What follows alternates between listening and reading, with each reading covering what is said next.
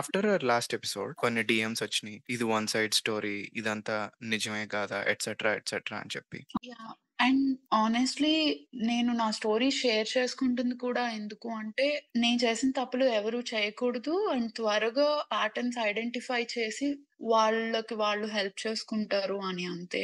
And నాకు ఇక్కడికొచ్చి లేని స్టోరీని క్రియేట్ చేసి చేయడం వల్ల నాకేమొస్తుంది టు బి హానెస్ట్. నా టైమ్ వేస్ట్, మీ టైమ్ వేస్ట్, వినేవాళ్ళ టైమ్ వేస్ట్. నేనేం స్టోరీ రైటర్‌ని కాదు. నా ఎక్స్‌పీరియన్స్ నేను చెప్పాను.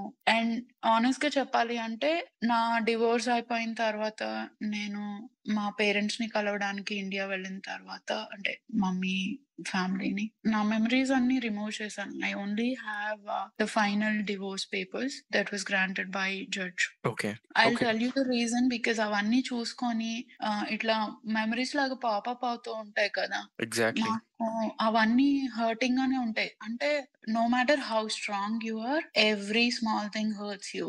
సో, అందుకని నేను రిమూవ్ చేశాను.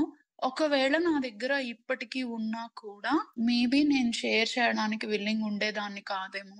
బికాజ్ నేను ప్రూవ్ చేసి మిమ్మల్ని నమ్మించమంటే రేపు ఇంకొక క్వెషన్ అడుగుతారు. ఇంకొకటి అడుగుతారు. ఇంకొకటి అడుగుతారు. క్వెషన్ చేసేవాళ్ళు ఎప్పుడైనా క్వెషన్ చేస్తారు. మీరు నమ్మాలనుకుంటే నమ్మండి. లేదనుకుంటే లేదు. ఒక్క పర్సన్‌కి హెల్ప్ అయినా, ఒక పర్సన్ అన్న స్టోరీ గుర్తుంచుకొని అది అమ్మాయి అవ్వనివ్వండి, అబ్బాయి అవ్వనివ్వండి అబ్యూసివ్ రిలేషన్‌షిప్‌లో ఉన్నప్పుడు ఈ ప్యాటర్న్స్ ఐడెంటిఫై చేసుకొని సేఫ్ జోన్‌లో ఉండి మీరు సేఫ్‌గా మిమ్మల్ని బెటర్‌గా ఉంచుకుంటారని నేను హోప్ చేస్తున్నాను.